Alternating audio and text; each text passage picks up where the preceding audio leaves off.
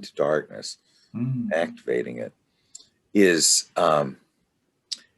just the, okay, I'm going to tell you, see, I did a I Ching about the anima, and I said that how much I adored her and loved her and was devoted to her. And it came up in the changing line is that no woman enjoys that kind of fake idolatry. You know, in other words, wow. yeah, Yeah, right, right. what she really wants is an equal partner um, to create the alchemical child, or the philosopher's stone, or the symbol, or the third thing. Hi, Carl. Oh, it makes So, so much sense too. Otherwise, you're like a little puppy dog following well, around, yeah, she doesn't want that at all. I mean, it was a very moving uh, little line on there. Well, Carl, we're just gonna do And if it was Gary's dream. if it was Yeah. Carl's turn, we can just skip past it. No, no, Just let's. talk. It isn't very long. Yeah. I mean, we'll just do Gary's dream, and then we'll go to Carl's dream. But okay, so we're in a college lecture hall. So we're in the place of learning. Sort of the temenos of the education of the ego. Okay, and they're giving the lecture, and the numinous anima shows up. Okay? The one that is so moving to ego consciousness that it just has a aspect of it that obliterates the ego. I mean, it's just so powerful. And the eros aspect is very strong during, as the lecture is ending, or this teaching to the ego, the anima and ourselves, and this may be a new thing for you, I don't know, is embracing, is if experiencing the relationship of bringing together, which is very is not logos. Logos separates and differentiates. Here, it is similar to my active imagination. The anima and the ego are very close together. But she is kind of like my anima. She's not so interested in that. She starts to whisper things, and she wants to know things from us as logos about the interplay between various things. Now, usually, they said that language came about. This is just a theory from the women's group gossiping about the men and the women. I mean, that was how words and language came up. One of the theories that it came because women are so curious and they want to know what's going on in the interplay. Now, that isn't really that logos oriented, but it has to do with just she wants to know from us, because had she been there before? Do you remember? Oh, well, just in the one that was, you remember the one where, I was rejected. Yes, where she was rejected, where she's going to she's going to cut down on the number to three. of, Yes, yeah, lovers to three, and you're not one of them. And I'm not one of them. Yeah, well, see, now that would be a very instructive dream to me, and I would be absolutely enthralled by that, because when especially when the I Ching kicks my butt, I'm happy about Oh, it. and it's funny too, because I've been using it as well. And it's like, and it's just like, what the things I'm getting out of it are just like, holy Toledo, this is just dead on. Well, and especially, when I get like 3 or 4, out of 10, I get either all six lines all being the Oh, the same. creative, or six lines Right, being right, the heaven. Heaven would right. be the six male lines, the broken ones. For some reason, the broken lines are male, and the maybe I got it mixed up. But anyway, uh, okay. So then at the end, was there an end to it other than Well, just the end is, people are leaving and some of the professors or stuff are talking and she's pointing out interactions that are going on between them that I should be observing and what I should be learning from it.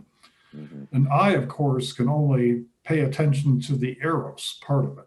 Yeah, and there's somewhat of a collaboration that she's asking for. You know, if we're going to do eros, let's not drown in the cosmic sea. Let's Right, use right. it. And I was just, yeah, and I was like almost loss of conscious. Yeah. So yeah, I, Well, I mean, definitely just failed, definitely drowning. failed. Yeah, drowning because the emotion was so strong. Yeah, Yeah, drown. And see, the emotional aspect that is so overpowering is unconscious.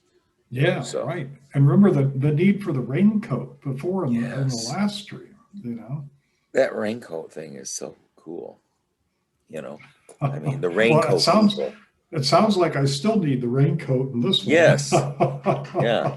I mean, which is this actually it is very much like uh, Jung said. By the way, hi Dawn. Thank you for your dream. Jung said had told von Franz and I think Tony Wolff that he had um, experienced the same revelations that that the Christ and the Buddha and Mani had. But what he did was keep his raincoat on. Now, he didn't say Mm, that in those many words, mm, but he just wore a raincoat. So he was sort of maintaining his Promethean stand point as a human being, and not just becoming a dewdrop in the cosmic sea, or right. again, like Nietzsche, Nietzsche was also overcome by the images and just basically But he his inflated. ego disappeared. What's that? Nietzsche, he sort of inflated though, didn't he? I mean, Yeah, he his got it became sounds incredibly inflated, just like what Jung might say that the Jesus and the Buddha and Mani did. You know, I mean, they became not um, the witnesses of the voice, but the voice itself. I right, mean, they right. identified with it. And Nietzsche did that too with Zarathustra. And what was interesting there is they say, one of the things they told the tightrope walker that um, your soul will die before your body does, which is Mm, pretty much what happened to Nietzsche, that's too. scary. Yeah. Well, Roy, do you have any comments about this dream?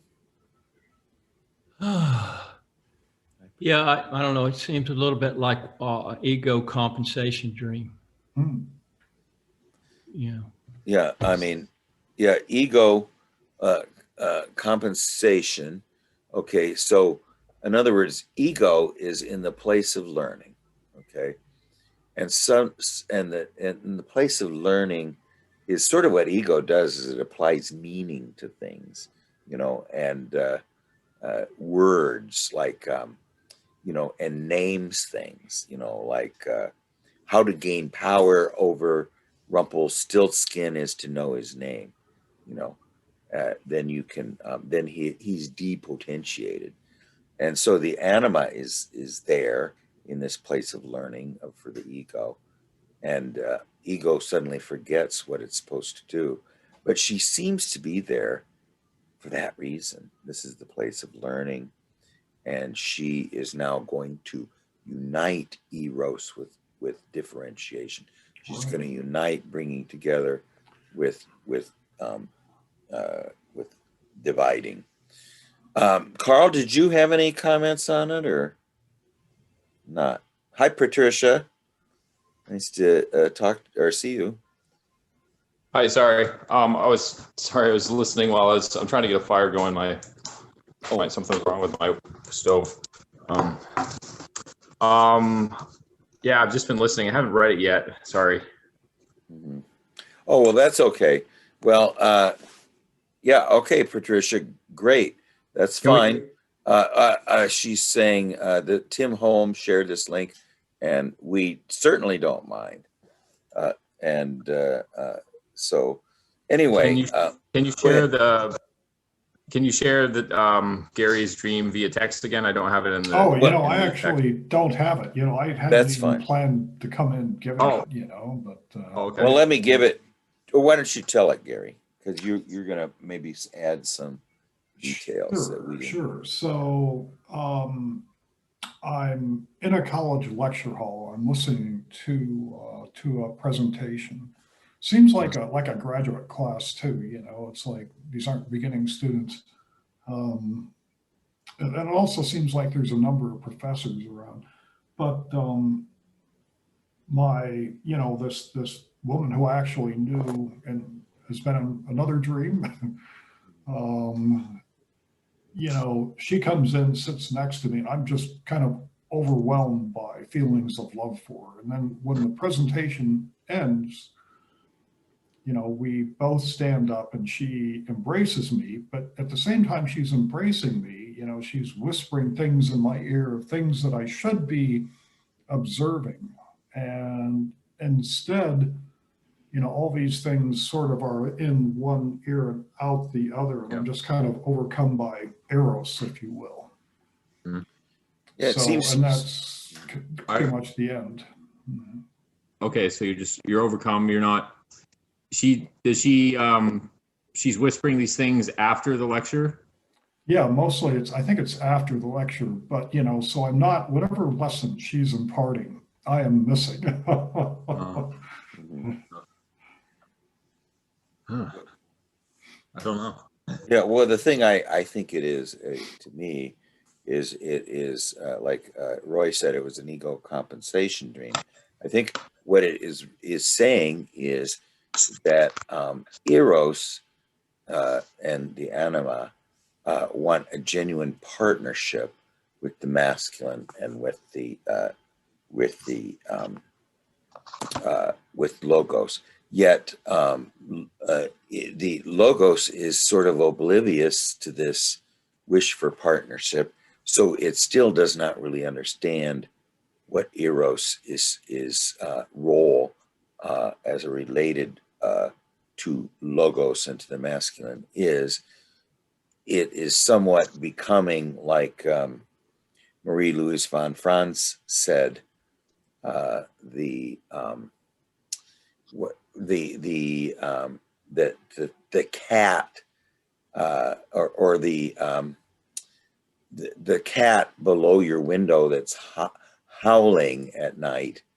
Mm-hmm. She's talking about a woman is not really in love with you; it's in love with love in itself.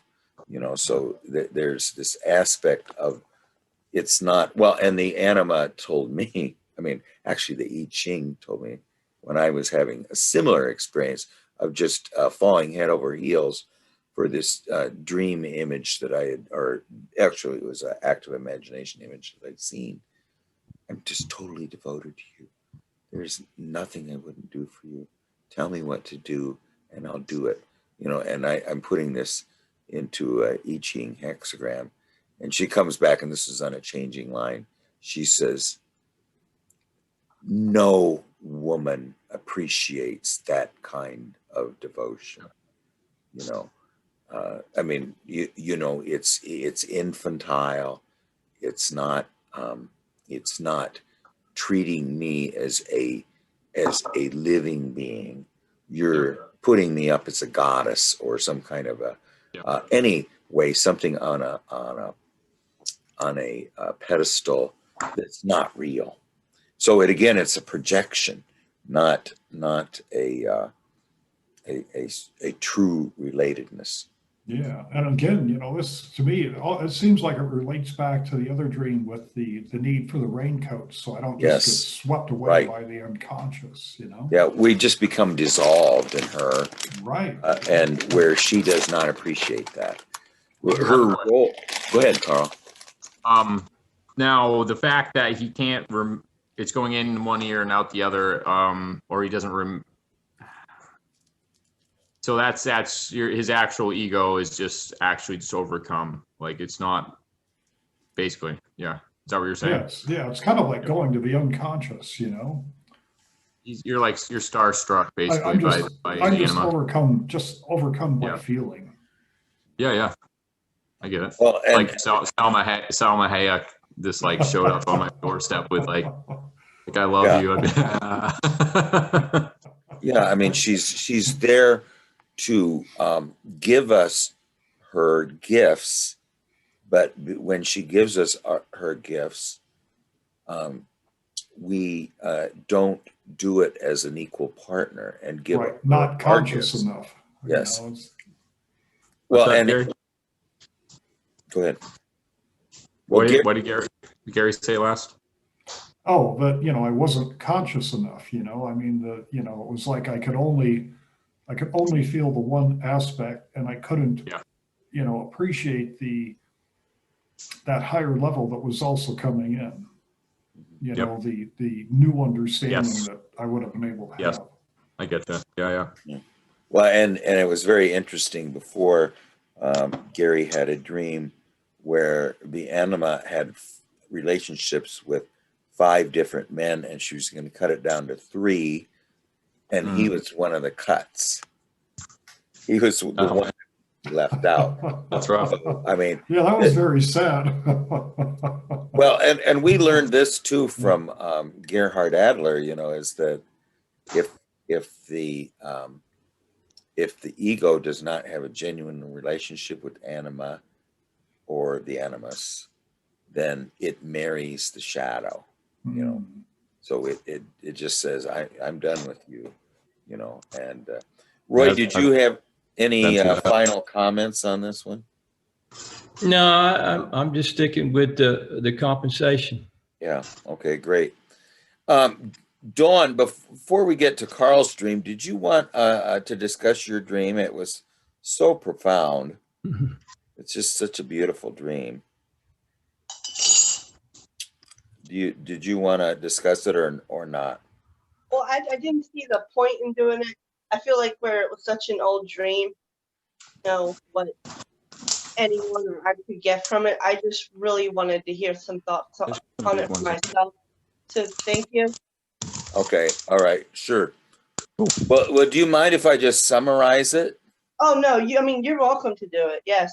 Well, let me just summarize it. We don't have to discuss it that much, but I just think it's so beautiful. I think it's very instructive to me anyway. Let me see if I can get it in the chat here real quick so we can read it. Let's see, or I don't know if I can't get it in the chat. I'll just go over it. Okay. Now, was this dream one that you had when you were a little girl, or? Yeah. Yes. Okay. It is, because it does not seem like a dream of a little girl at all. That's why I wanted to ask you about it. Well, I mean, yeah, it seems like a dream of deep,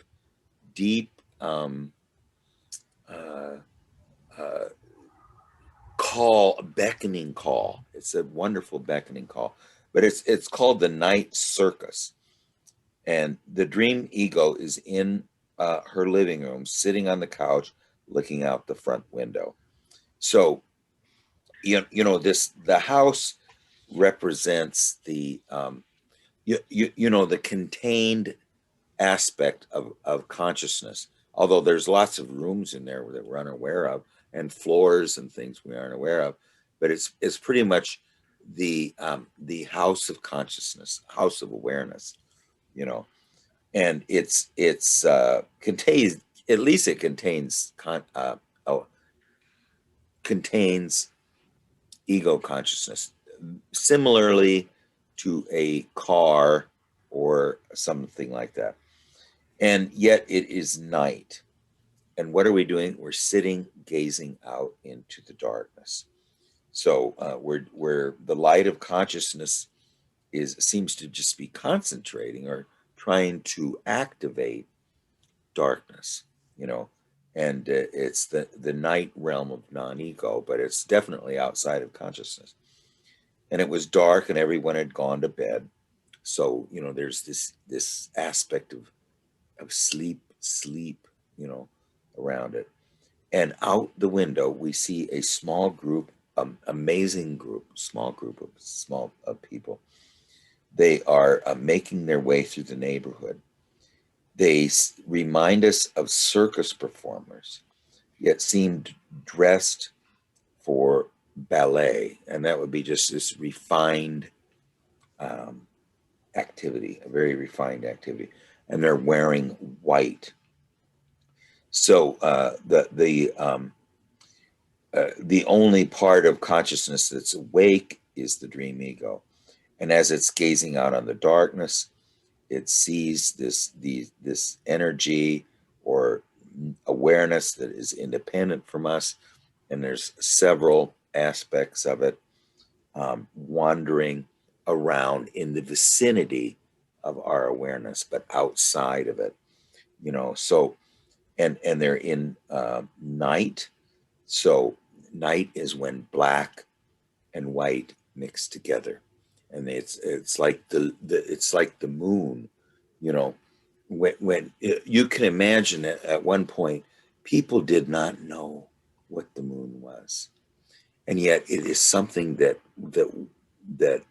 um, you, you know uh, is a crescent and gets bigger, or is a hole and gets smaller, waxes and wanes, so it has this aspect of that it's black and white mixed together, unlike the sun, you know which is there's no blackness in it, and so they seem to represent a group who are going to dance in a festive atmosphere. Somehow late at night, they're wandering the neighborhood. And why are they doing this? And they seem to be almost like carolers, like Christmas carolers. And they're going from house to house. And yet they're performing in the arena for the passive observation of ego consciousness. Very passive.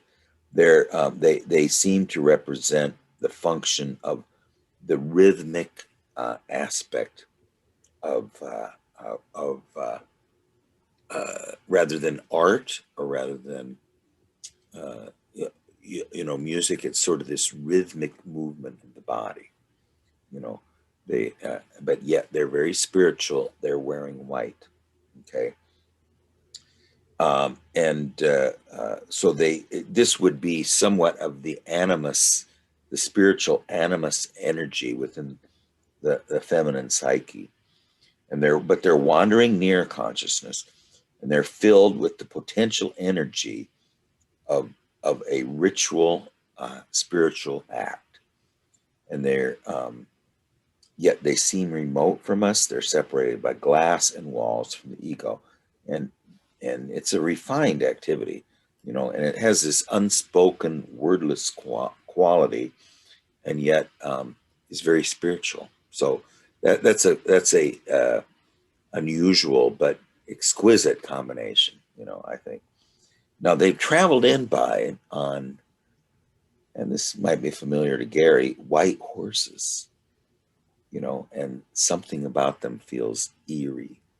Well, for the feminine, the horse often represents the animus, and it's the more elemental aspect of the animus, not completely conscious in ego yet represents this forceful leading figure that's going to take us somewhere. The idea of the spiritual leading forth. But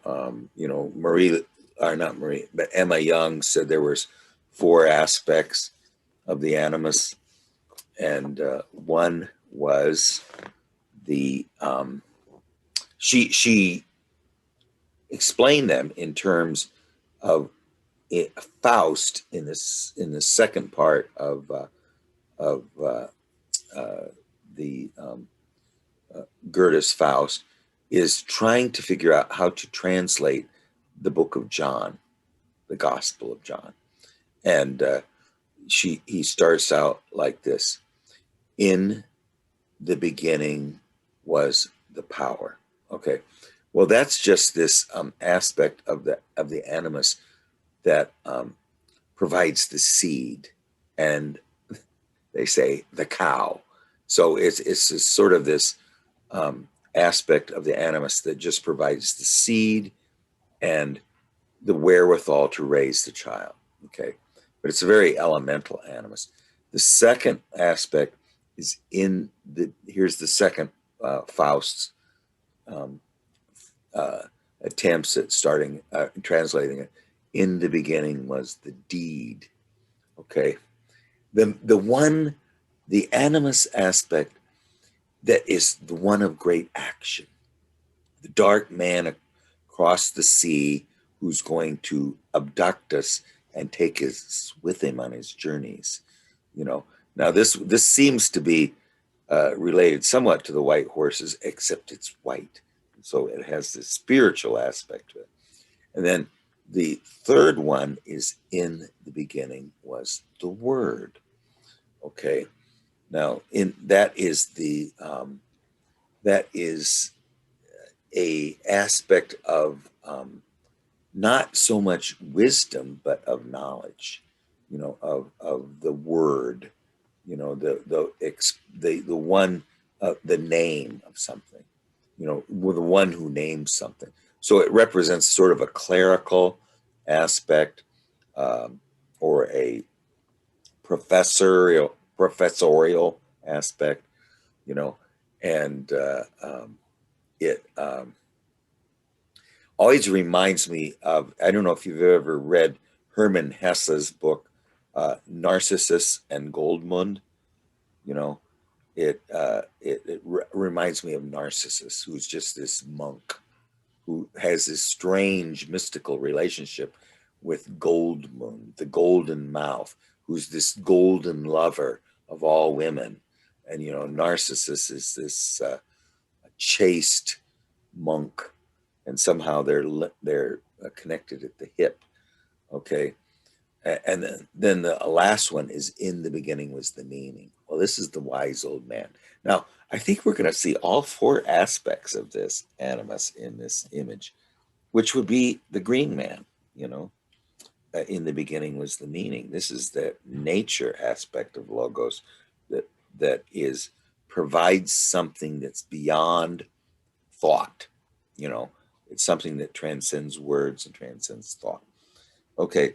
So it's also the more instinctive portion of the aspect of the spirit in the logos world.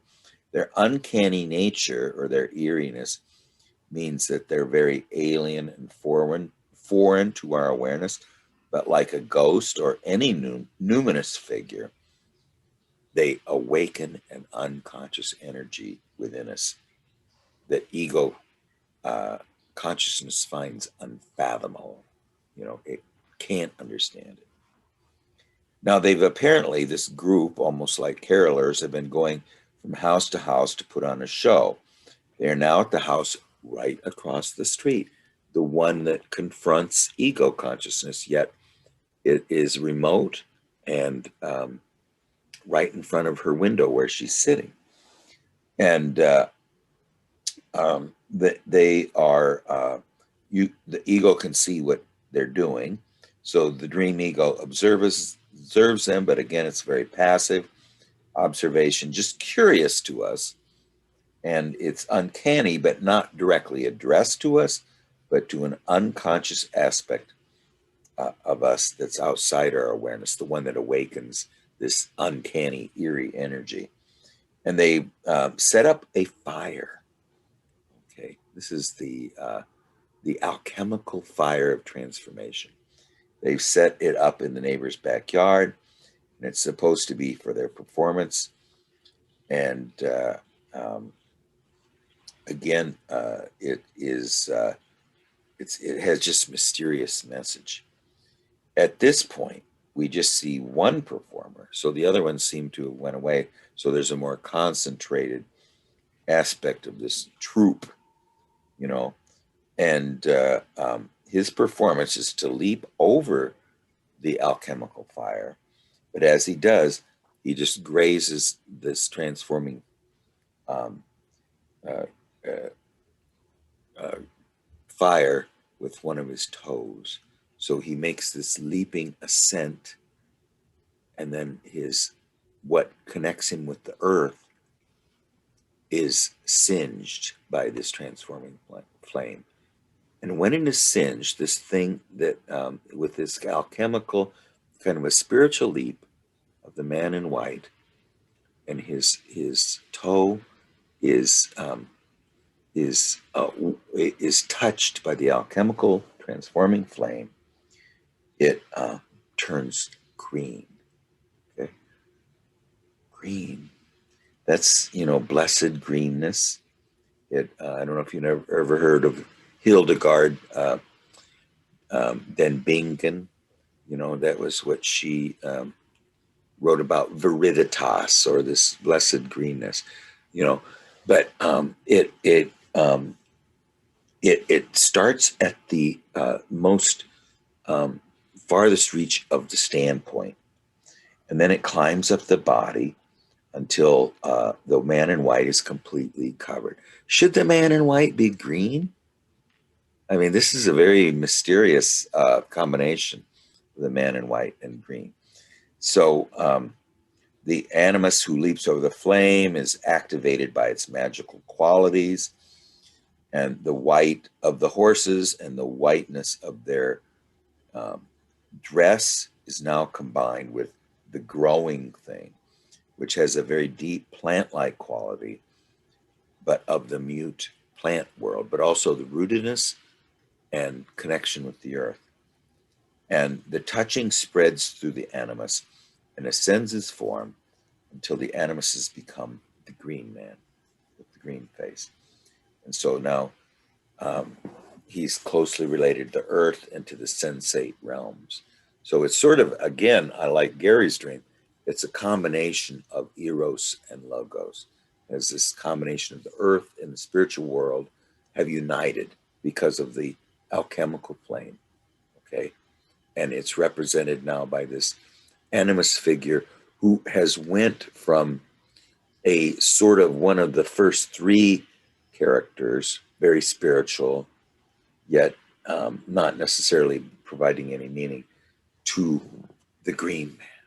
And the green man is always represents the four, represents wholeness, represents the completeness of wisdom, that that mere knowledge and deeds and just plain propagation don't possess. So anyway, once it covers his head, his face is changed, he is changed, and then we know, the dream ego, that he knows, this green man, of course, now knows everything. He's Merlin, he's the omniscient one, and he knows now that we are watching.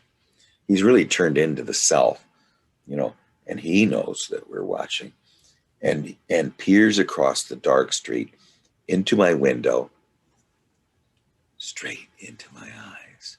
So he's addressing consciousness as directly as he can. Okay. And he now has a sly and insidious grin. Well, that's a one that is does not reveal its vestiges. It has a somewhat mysterious quality as he stares. So he's looking at us like he's asking a question, but he's not going to ask it. His look alone is the question, and it's full of this little smile, mysterious smile that's very clever and yet very mysterious. And we know at once the circus was just a put on to get the dream ego's attention. So in other words, this was the ceremony, of the circus people and of the is this we just witnessed it, and it's unbelievably profound, and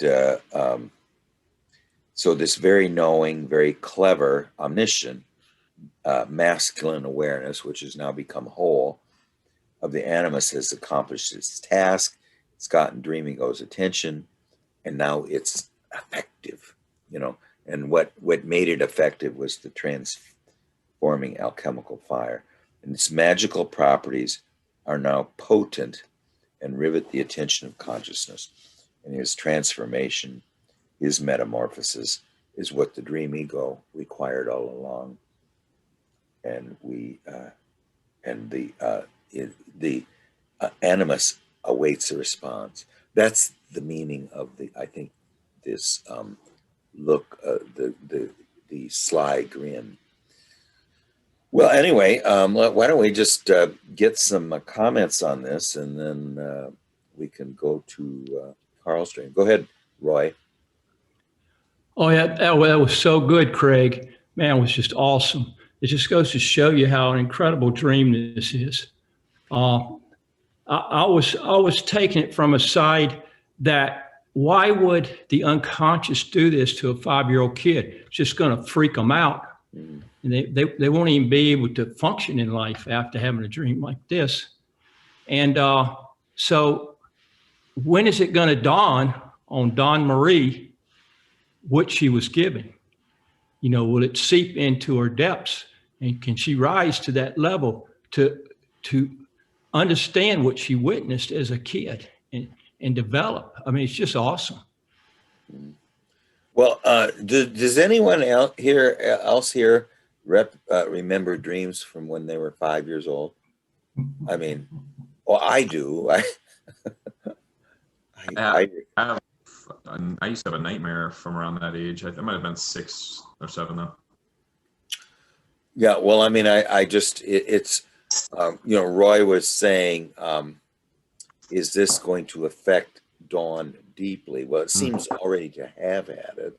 She remembers it for her entire life, and it's very similar to Jung's early dreams that he had. And I don't know if he really remembered them, but he, when he was trying to awaken the unconscious in the early parts of the Red Book, and he wasn't getting any response from the depths. This was in the first few dialogues of the Black Books. He brings up these dreams, and is trying to awaken the depths. And I do this too. If I don't have anything going on in my active imagination, I find if I discuss a dream, I at least am using genuine material of the depths. What do you think, Gary? Well, I think what's interesting about this is that, we have, we're in the dream world, and in sort of the, catonic world, really. It captures their attention. We have these performers, and then the leap where the alchemical fire touches the souls, and then the change. And, to me, this, if I was a 5-year-old, this is like, it's almost like this is what your life is going to be. It's like what symbols could you give a 5-year-old that would, give them a projection of the future. So it's like, to me, it was sort of a foretelling of the future, and that somewhere along the line, the great spiritual leap will be required that will be touched by the alchemical fires, and, and then the transformation, and then sort of the trickster at the end, where he, the look and the smile, and, kind of like and this is what it will be. Yeah, I mean, it basically, it seems to me is a defining myth you know. Yeah, personal myth, finding, exactly. yeah. So, and the fact that it has been not forgotten and is in very deep detail, by the way, and is so strange, you know. I mean, so like she describes eerie and uncanny is it's unforgettable. I mean, I don't know how you could. First of all, we were fortunate to remember the dream, and secondly, it's just so defining. What do you think, Carl? You have any comments about it, or? Wow, I thought, you know, when you met, I was wondering, well, how old was she when she had this dream? When you said 5 years old, I was like, wow. I thought maybe you'd say 12, something like that. What Gary said, that really, to me, that he just hit it out of the park. It just it seemed like a foreshadowing. Um, and you know, the purity of the white to the living green, you know, the living, uh, you know, I'm just kind of, I was kind of lost for a bit. And then when Gary said all that, I was just like, just flooded with, you know, well, I mean, it's an interesting, an awesome dream, but when he said that, everything just came together for me. It just seemed like he really just hit a home run there.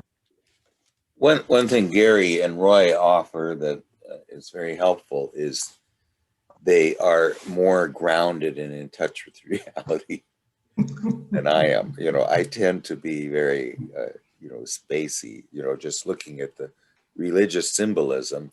And I think Roy and Gary bring it into the real world a little more. Everybody's great. Yeah. Dawn, did you have any comments on it at all that you wanted to share? It don't have to, but I just want to thank you so much for sharing it. Yeah, Dawn, that was awesome. Yeah. Mm-hmm. Now, you think it was a terrifying nightmare and you were distrustful of it. I can see where that aspect would be. Now, typically, because it seems to, what the terrifying aspect is when we're sitting in ego consciousness and we're not, we're thinking that we're being unobserved. Then suddenly this very, very magical, absolutely undeniably magical figure goes through this just profound transformation to you think this dream was uncanny before and eerie before when they turn green, you know, and they're wearing the spiritual clothes of the whiteness. What would you say if you saw the green man and he was wearing the white robe of baptism? You know, I mean, it would be sort of it's a strange combination because the green man is so related to earth. He doesn't need to be baptized. You know, baptism would kill him, you know. So, I mean, and then when he gives us this sly, insidious grin and is looking directly, way directly into our eyes, not just meeting our pupils, but he seems to be penetrating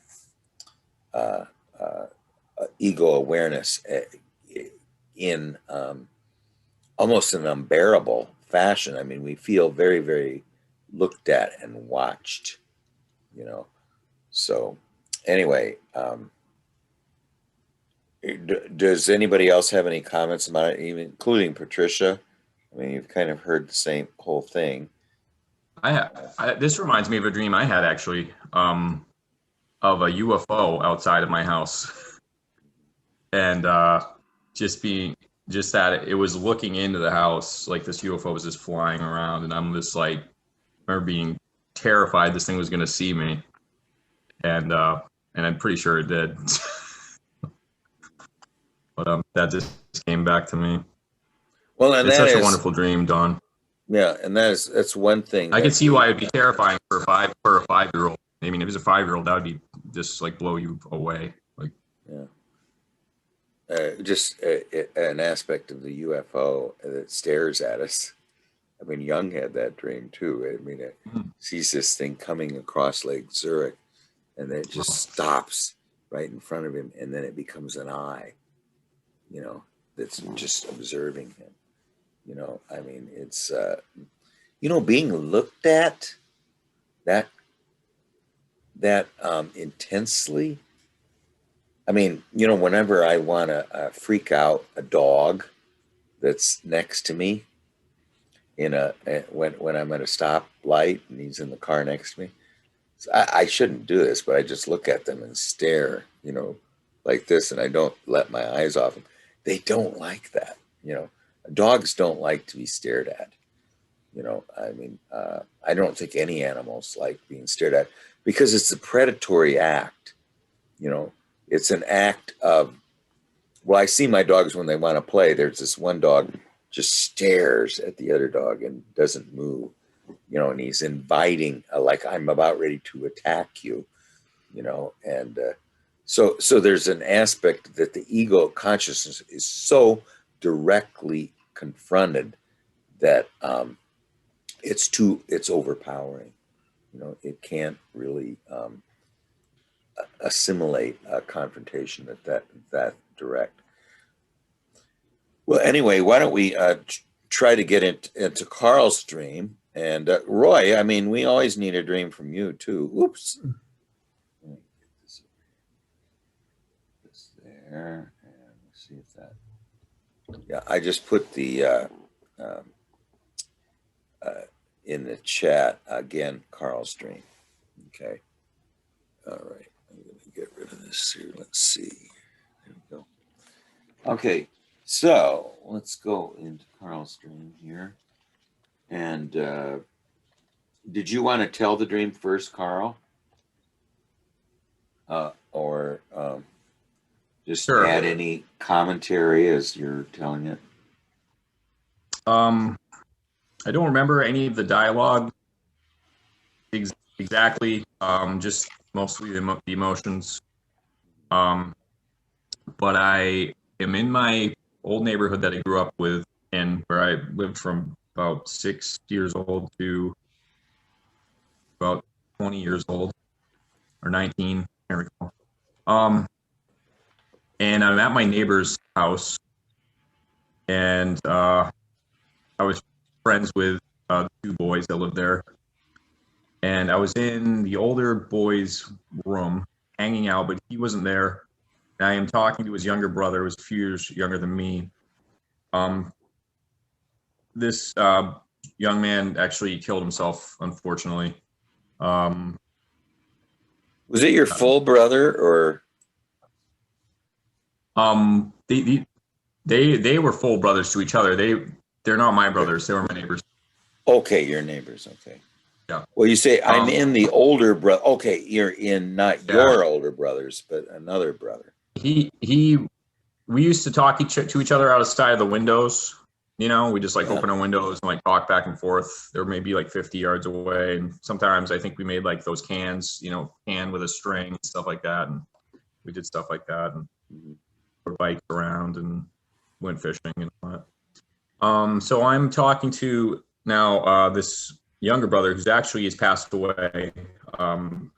He committed suicide in that house, I believe. He had schizophrenia. And at some point he leaves the room, and there's a ghost in there that's just bugging me, like some sort of like little ghost thing is bugging me, but I'm not really afraid of it.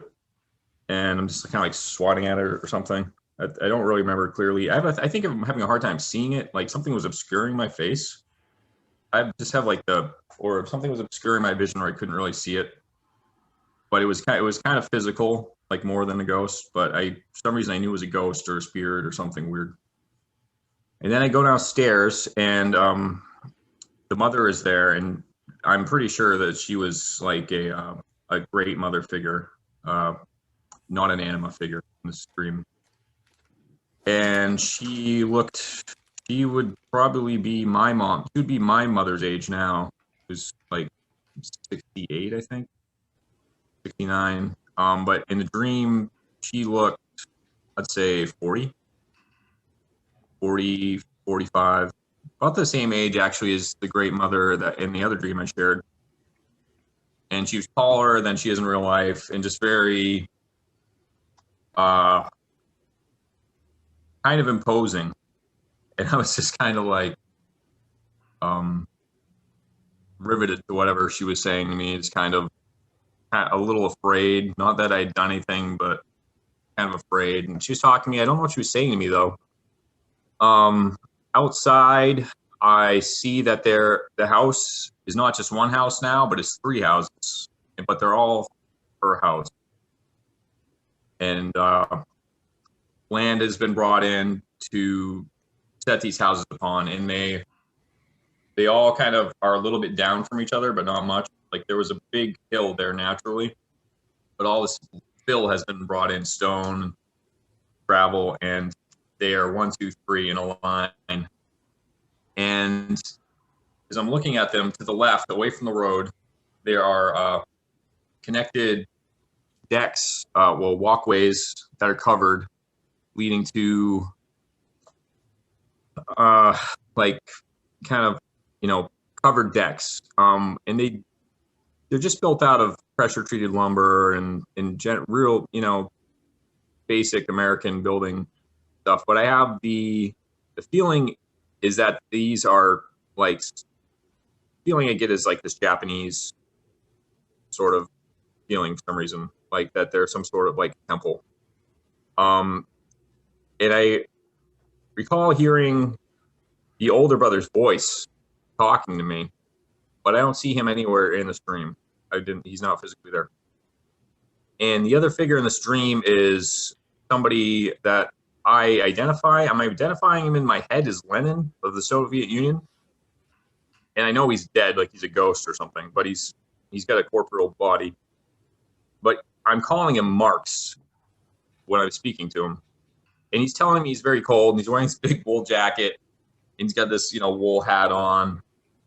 And he's telling me he's cold and he wants to go somewhere warmer. And I'm like, he wants me to get in a car with him or go. And I'm like, yeah, I'm not getting in the car with you. I'm like, how about I start a fire? And he's like, okay. So I'm going to start a fire. And he's talking to me for some reason about something. And that's pretty much it.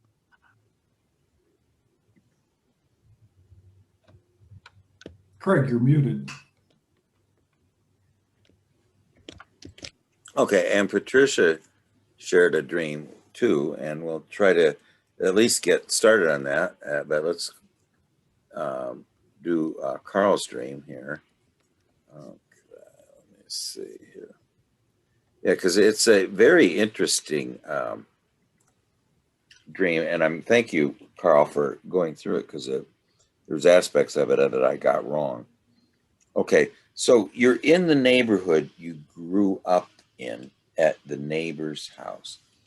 So you were it's the point of departure, okay, but it's not your departure. It seems like it's someone else's departure.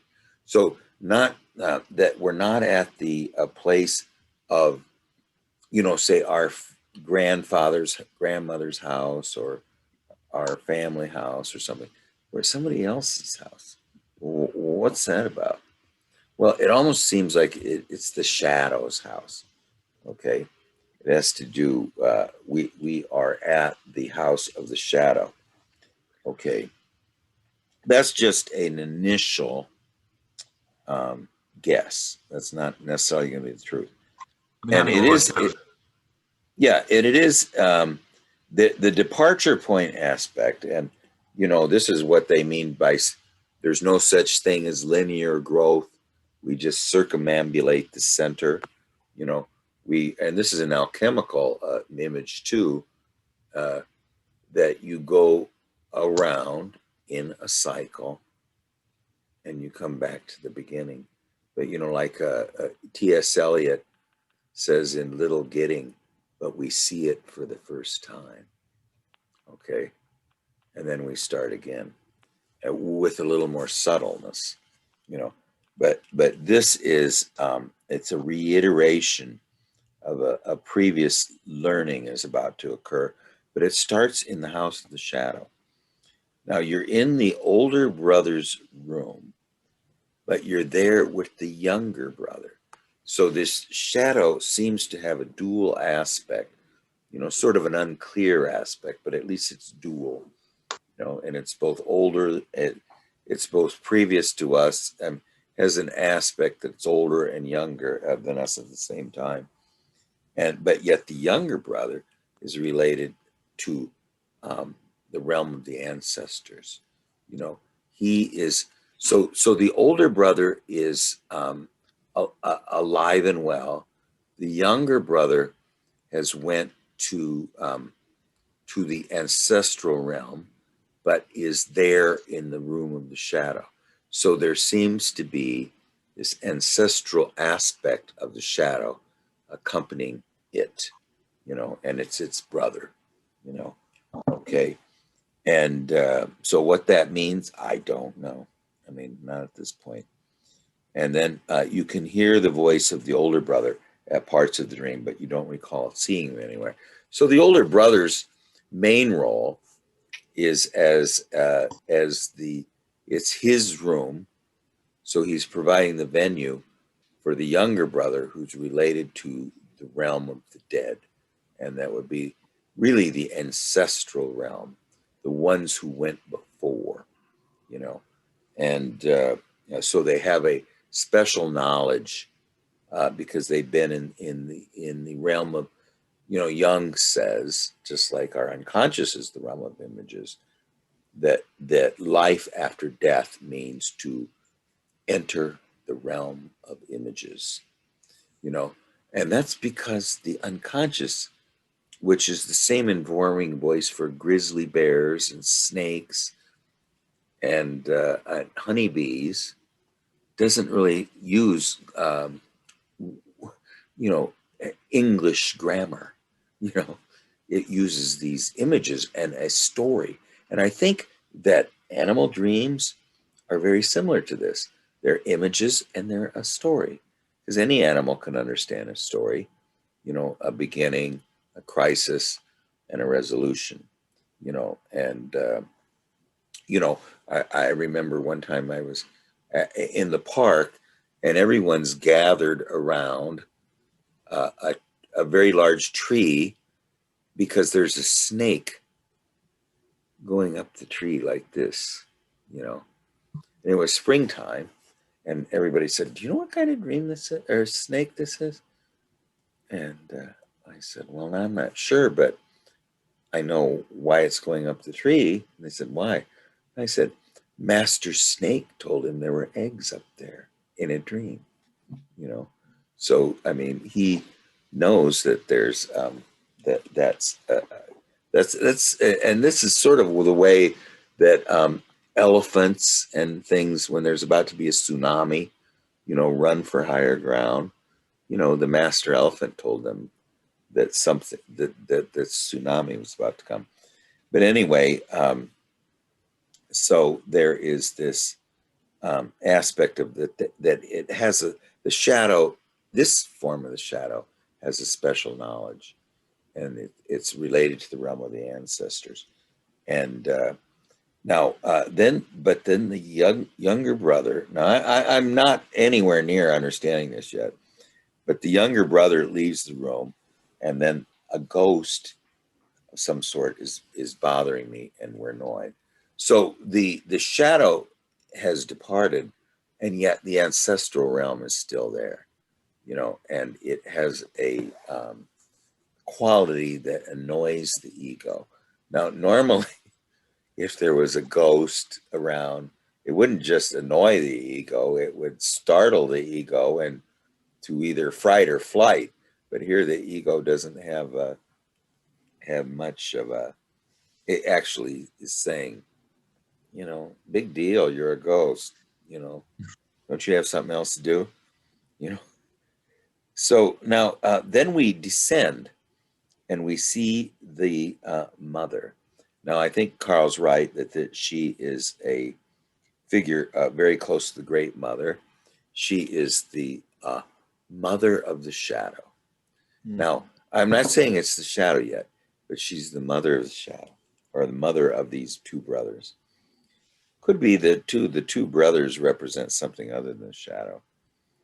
And she's very intimidating because Carl tends to have dreams about the anima where she is very, she dwarfs the ego.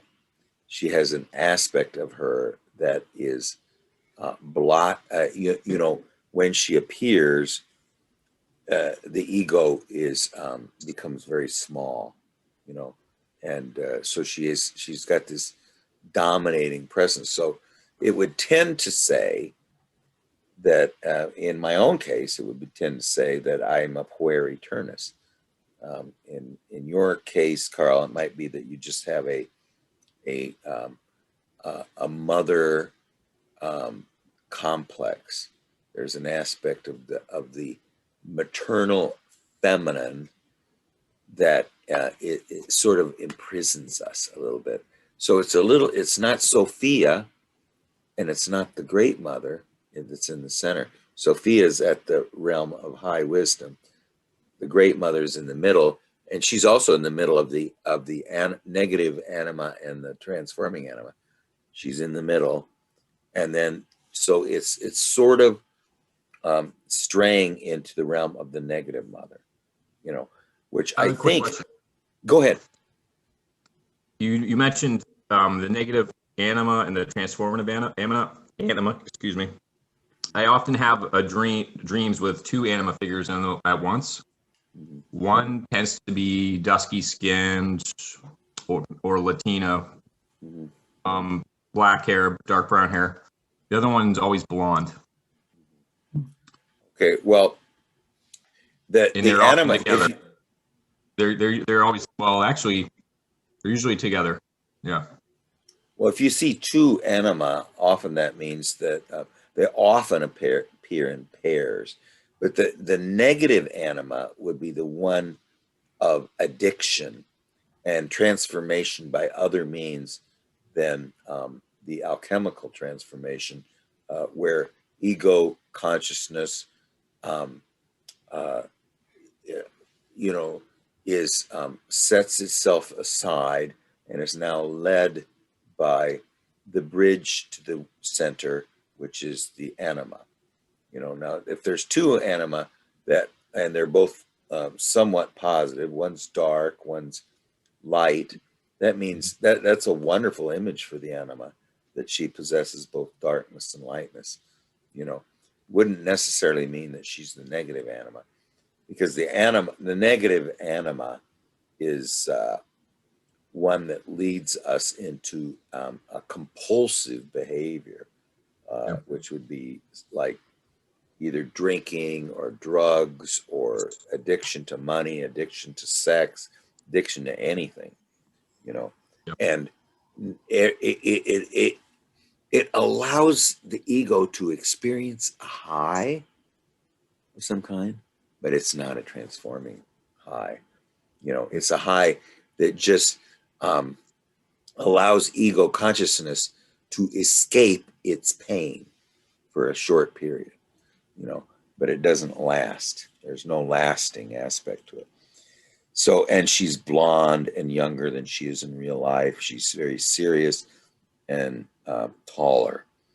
So now she's speaking to me, but we don't recall what she said to me. This sort of sounds like Gary's anima, but the feeling is that it's something very profound. So she has this message for us. It's very profound, but we don't really know what she's saying, but we know it's profound. And then now outside, the single brown earth-colored house for the property. Now two other houses have been added to the property. Now, what has happened is the unconscious has built a foundation on the unconscious so that these new wings, which are very temple-like, like a Japanese temple, have ascended out of the depths on and are now in the realm of consciousness. It isn't just the ordinary brown house. There is now two wings to it that have a numinous character and have a foundation that was lifts it up out of the lower realm of the bottom of the hill, anyway, you know. And so they have a deck leading to an outside. Reminds us of a Japanese temple. So now the Japanese temple would be a very elemental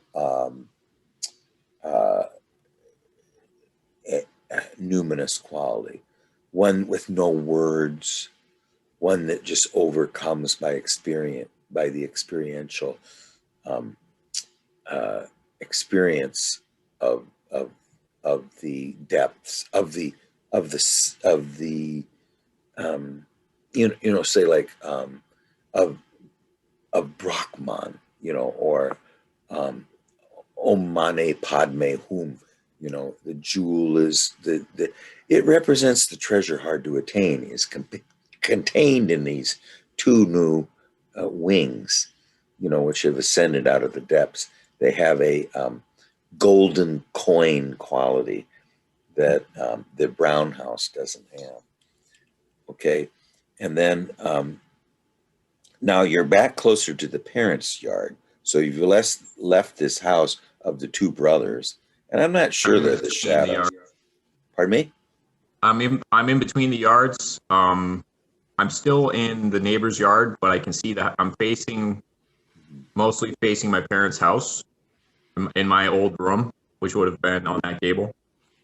In the swing set and whatnot that were in the backyard. But I'm in my parents' I'm in the neighbor's yard still. Okay. Well, in the realm of ego consciousness, in the parents' yard, is this right? That is Lennon in the parents' yard, or at one point he's really close to the border. Like there's a bunch of trees planted on the property line. He's over there, or on the swing set out back, and then we walk towards the neighbor's house again, and we're like standing kind of in the back of their driveway there. Well, Lennon, nothing against Lennon, but he kind of represents a collective aspect that denies the center, that thinks that all meaning is contained in three-dimensional ego reality, so it denies the mysterious aspect of life. And not surprising, he says he's very cold, which we find is funny because it seemed that winter is not very cold and he's dressed very warmly.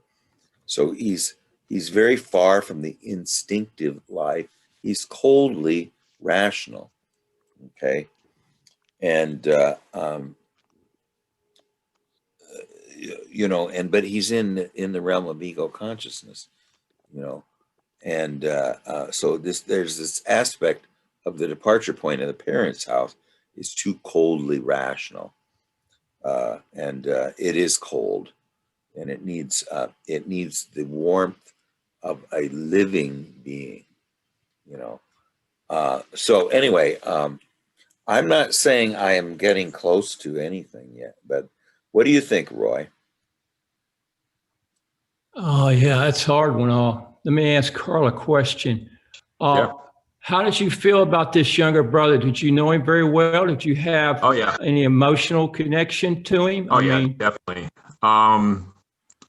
We were kids and we all had disagreements and whatnot, but he was a couple of grades below me. someone wanted to beat him up once, and I went over there, and I was ready to throw down, and they took off. So, he was kind of like a younger brother to me. Did he sort of look up to you? I think a little bit, yeah. How old was he when he committed suicide? Wow. Probably early 20s. Yeah, I have a similar thing in my life. I had a nephew that's about 12 years younger than me, and I saved his life twice. Wow. And when he was probably in his early 60s, he committed suicide. Sorry. And he called me up he called several people up. He always looked up to me. I don't know why. I had several talks with him, but it was like talking to a tree. I mean, but for some reason, he looked up to me, and he called me and told me that his feelings toward me, that he liked me a lot and stuff. And then about a week later, he committed suicide. Now, I haven't had him in any dreams, but I dream of, probably because I didn't have the emotional connection to him. He had an emotional connection to me, but I didn't have one towards him because I mean, he was such a lucky kid. I mean, he had money, he could do what he wanted to do. I did his chart, I told him how talented he was and all the potential he had. He just wasted it. He just drank. And so I couldn't make emotional connection to him. I just felt sorry for him. It was like a moving accident. Yep. But anyway, you had a better relationship with this guy. And the point that I'm trying to get to is, I know when I die, I dream of people that have deceased a lot of times, but it's usually somebody that I have an emotional connection to. And sometimes they come into my dreams more than once. And so I think the mom's in there too. She's trying to communicate with you too. This is important. This is important, something to resolve. And I think you'll have some dreams in the future that have to do with these people. Yeah, that's it. I had a dream about somebody else who died recently. And he was very stuck in the three-dimensional. And in the dream, he was living in a tiny, tiny house. I remember reading him he was a German translator, among other things. And I read him some Rilke, and it just he was like, whoa, that guy's crazy. And I'm like, he's not crazy. Like, this is touching on the real stuff. And what's interesting is I was reading Songs to Orpheus, or I can't remember what it was. And it's funny, I was reading it and I read the whole thing and I thought of him. And then I turned my clock up and it said 10:38, which if you add those up, they equal 12, which is a symbol of completion. And I just felt like I just read it to him for some reason. That sounds crazy, but I don't know, somehow his spirit needs that. Was he always schizophrenic? Oh, the younger brother? Yeah.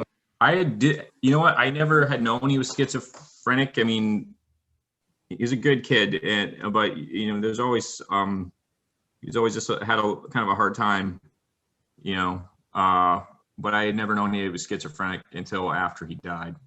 He had never told me. No one had ever told me. So I'd never seen him having. But I think he'd been something was telling him to kill himself. That he was hearing a voice or something. And he suffocated himself up with a bag over his head. Bad way to go. What do you think, Gary? Do you have any observations? Well, this is a tough one, and it's one of those that you feel so uncertain about that all you can do is throw some things out and see if any of it feels right. But I guess. But one other question. So, what was your relation to the older brother? He was bit like an older brother to me. He was in between. I have a half brother who's 6 years older than me, and I think he was probably 3 or 4 years older than me.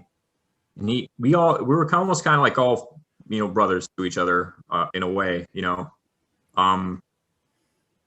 he was like a friend and kind of a role model. Somebody I would, kind of the older kids, the cooler kids that you kind of, we were friends, but I was still kind of like on the edge of, And how sometimes I could hang out with them, but sometimes you just want to, be with the older kids, of course. and what about the mother? What was your relationship with her? I mean, how did you feel towards her maybe, when you were a kid? Positive, probably a little intimidated. I remember thinking she was beautiful when she was young, and she was a beautiful lady, very, very pretty. Probably a little intimidated, I'd say. Yeah, because it's like, so, I guess, you have these other houses, which are, sort of like shadow aspects of things that are like, places that you might go or, places that you've actually been as far as like feelings or, actions and things. And you have the older brother who, he's sort of a draw, but there isn't really much there in the dream that, that you could say there. And then the younger brother is, he's sort of a tie to this cold, dead, rational sort of false outlook on society and life. That that didn't quite work, and so I look at it and I guess I would say, well, like let's say that you were like looking at like a relationship either to like your work or to another person, and you wanted to and you look at it in one particular way, and so this to me would be saying like, maybe look at it again and try to bring some more life into it or something, but maybe there's another way of seeing it, and actually, like and it's kind of the way that psychology has always struck me too. Like, if you go in and you see a psych, a lot of what they do is they reframe things, they say, well, it could be that way, but it's like, let's try seeing it another way. And so with that reframing, you come into another relationship with it. And because these aspects are potentially shadow aspects, being in, in the other house, I'm, my temptation is to, look for things that you've seen in one way and maybe consider, another way of looking at it. I don't know if any of that makes any sense. It does. Well, let me quickly summarize it, and then in the remaining time, Patricia's got her mic working. We'll have her just read her dream, and then Carl will finish yours next time, because I think it is one that we need to spend some time with. But I guess what first of all, we have the house of the two brothers, not ours. The one brother is wounded and is no longer there. The other brother is a disembodied voice. So we have these two aspects of these two brothers who aren't really here, and then the one brother leaves, and he leaves the an aspect of the other realm there with him, who seems to be an annoyance to us. Then we see the great mother, and she is a little intimidating. Then there is the aspect of that in this brown house, there have been two things that emerged that are very numinous and have this dual temples. They're dual temples that seem to have been given a foundation by the unconscious so they can reach into consciousness. And then there is the aspect of this coldly rational part of the ego that is in our own yard. So maybe the way that we were to learn was in the neighbor's yard, because we couldn't learn on our own, because it was too divorced from the instinctive life, or just that aspect that it was far from the instinctive life. But let's ponder that, and we'll bring it up next Monday. But Patricia, if you can unmute yourself, why don't you at least, we got Yes. about 10 more minutes. You can just. Okay, I'll try to be as fast as I can. Oh, don't go fast. I had this dream like a month ago. At the beginning of, it's nighttime and the ocean is as dark as it can be. And I'm in this motorboat, it's white, and I'm going like in the right direction, but like in dreams, right? In a second, I am now in a way bigger boat. And in the first boat, I was just by myself.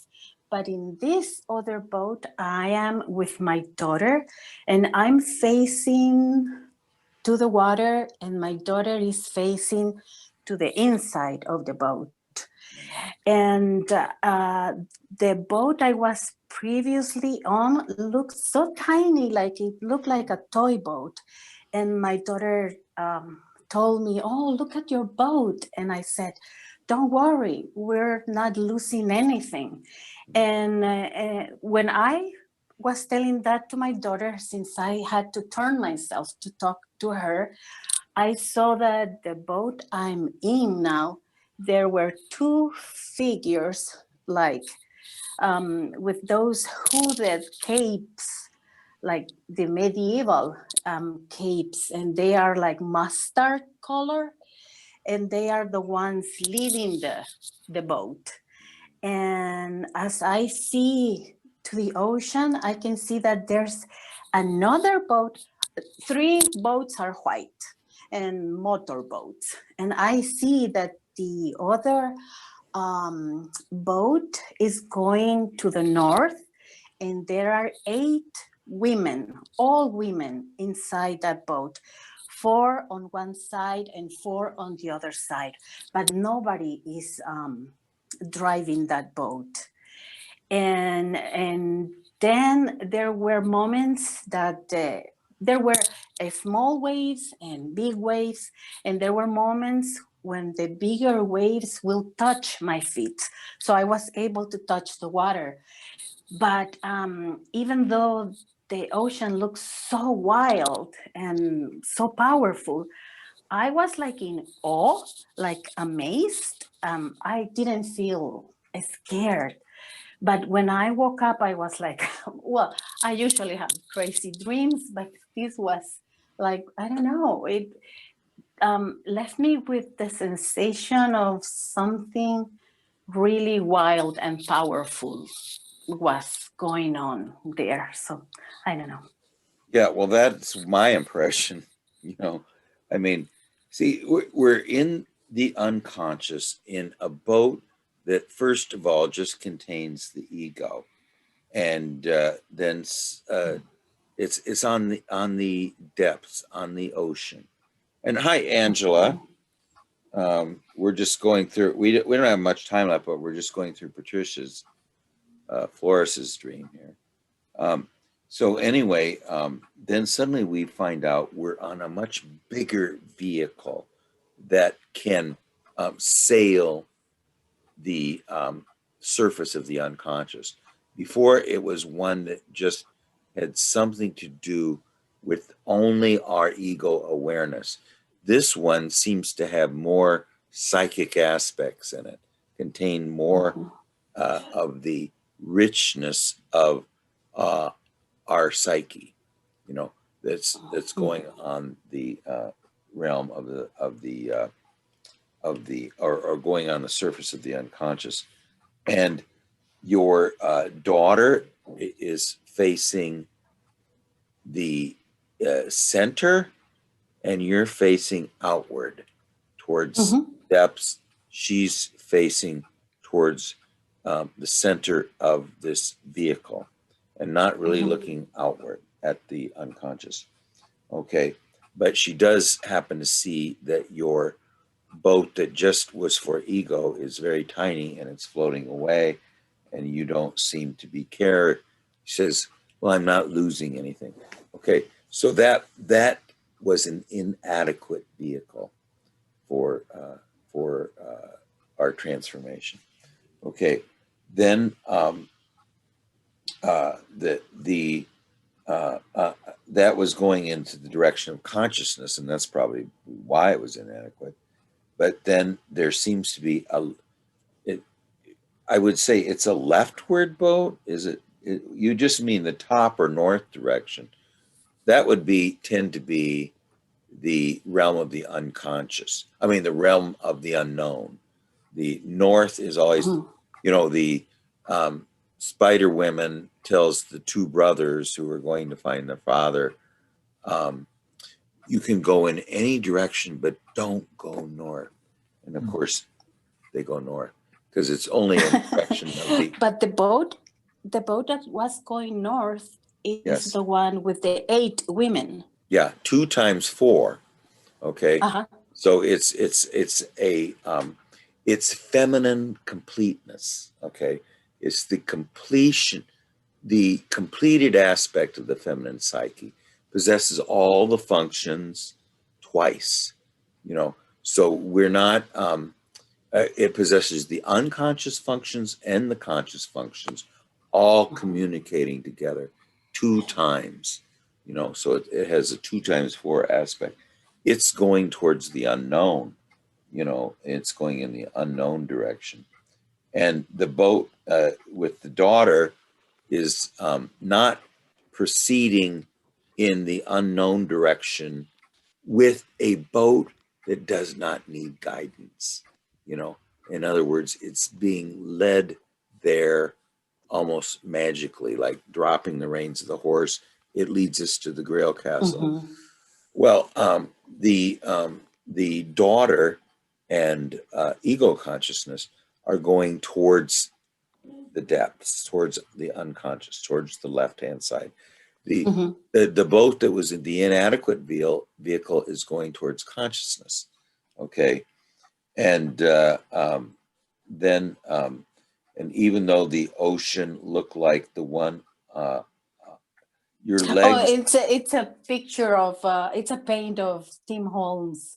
We were talking about that with Tim. Yes. Yeah. This was a painting that Tim had, but your legs are out of the boat. So your standpoint is feeling that it needs to be more in the depths. There's an aspect of that our standpoint or our feet need to be immersed in the depths, and that they're two. That's why the inadequate vehicle went to the right, because there our feet were not in the depths, and it was a very powerful dream. Could we just hear some quick? We'll have to finish this next time, Patricia. And hi, Angela. Okay, yeah, that's fine. Yeah, Angela, that'd be next Monday at 7 p.m. Chicago time. And Angela, welcome. If you have dreams too, you feel free. Could we just? Okay. Yeah, something is. You might not. Well, right now your audio is not working very well, but that's okay. Roy and Gary and Carl, do you have some quick comments before we resume next time? And thank you, Patricia, for coming. And I'm looking forward to going through this dream. What do you think? I'll be here next Monday. Okay. Yes, it's very important. Roy, Do you have any comments? No, I'm totally lost. I'm almost seasick. I have to sleep on Okay. this and so. All right. Well, I love it. I mean, there's something back Okay. about it that I love. What do you Save think? us, Greg. Yes. Okay. What do you think, Gary? Well, to me, it's like this initial exploration of the unconscious and finding that the conscious is not a sufficient vehicle, and the journey across it and what direction to go, and the promise of possible completion. I mean, to the north there is the completeness of the 8 women. So that's all I have right now, but very interesting. Well, and that's the direction that we need to go, is in the, not to the right and not towards, we need to go confidently towards the unknown. Right. And we're starting to do that by having our feet get wet. Carl, do you have any comments about it? It's a beautiful dream. Yes. Just yeah, I'm talking via Angela. This is my girlfriend, Angela. Oh, okay. Okay, sure. Yeah. Yeah. I think it's beautiful. It just, I don't have anything different than what you said. Okay. Right. All right. Well, anyway, our time of starting is, we're on Monday and Wednesday, 7 p.m. Chicago. And so I think in mountain time, that would be 6, I think. 6 p.m. Are you in Montana, Patricia? Maybe. Yeah. Well, anyway, I Oh, think I'm that's, sorry, California. I'm in oh, you're in California, so California, it so would it's be going to be 5. about Mhm. 5 p.m. there. Now, I think Angela, that was your problem with the feedback, was that they were hearing Carl and you at the same time. So anyway, we'll start next time. And Angela, you feel free to bring a dream, and we'll finish Carl's, and then we'll finish Patricia's, and then I'll maybe have a few more comments on Gary's, and then Roy, I think you're up. And Dawn, thank you so much for that beautiful dream. I mean, it was just absolutely gorgeous, and I loved it. So, and I'll never forget it. By the way, the man in white who becomes green and then gives us that look that it can see right through us, see right through us. Anyway, well, thank you everybody, and have a wonderful Christmas. And we'll see you next Monday then, if you're available. So, Merry Christmas, everybody. Okay, bye now.